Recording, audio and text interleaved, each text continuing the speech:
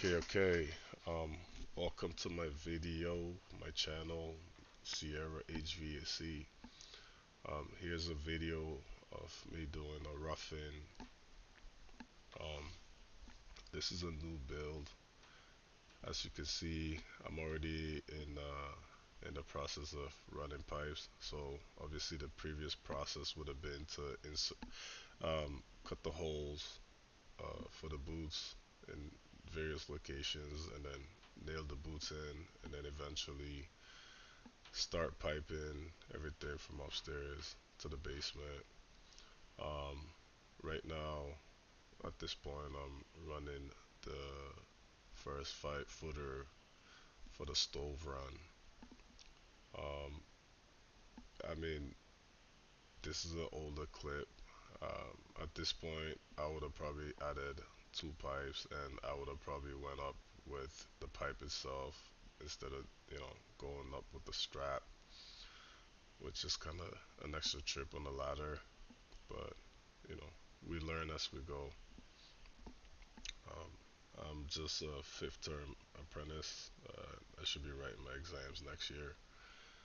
Um, it's been a journey and it's worth it. I enjoy what I do.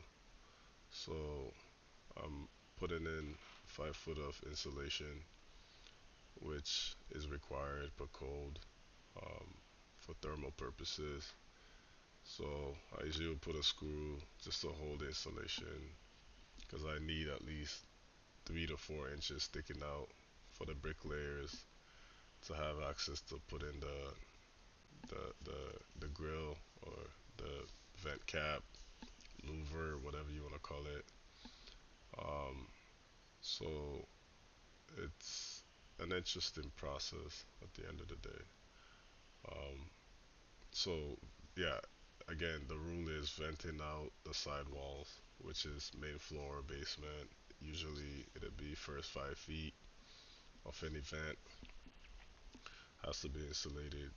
Um, if you're venting from the roof, it has to be insulated all the way to the fan.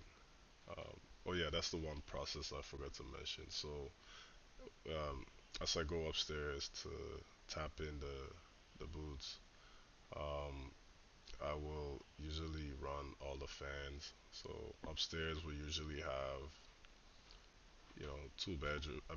Sorry, 2 bathrooms to like three. It depends on how big the size of the house. Or there might also be a laundry room, and then they need a fan running there. So um, that was all like the first phase of this whole process. So right now, I'll say this is the second phase, and then the third phase will be the garage, running the runs from the garage, um, which is for the front bedrooms. Usually, you pick those up from there, and then they go through the side walls and into the basement. So yeah, been doing sheet metal for I think roughly 4 years.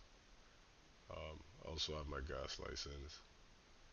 Um, I really find this fun to do. So yeah, I like this whole new construction thing. I mean, when I started, I went into commercial, and I never understood anything about residential apart from gas piping. So um, this was my first time. I wouldn't say the first time because I've been with this company for over a year now, but this was I would say it's my first time in my career as a sheet metal doing roughings, and I'll say it's really fun. So obviously the next phase after all this will be the basement, um, where you tie everything in after you run your main trunk or as you're running your main trunk. Um, you know, using top takeoffs, side takeoffs, and so forth. Um, yeah, I used to do this. Like I said, this is a whole older video. I used to do this and all that, but I figure out so many new tricks where I don't have to like bend over and all that stuff. I could literally just stand and just put like two, three pipes together. Um, but you live and learn, so it's it's a process, I should say. So what I'm gonna end up doing is I might just fast forward the rest of the video and then let you guys enjoy it with some music in the background. Um, I'll say like, comment, share, subscribe. Um, I'll be posting more interesting videos of my adventure as a HVAC.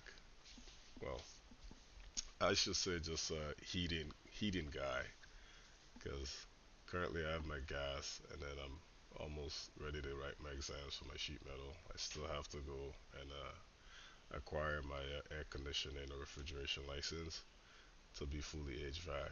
So, but I could still be considered HVAC. Yeah, I guess it's this, the scope of the work that I do.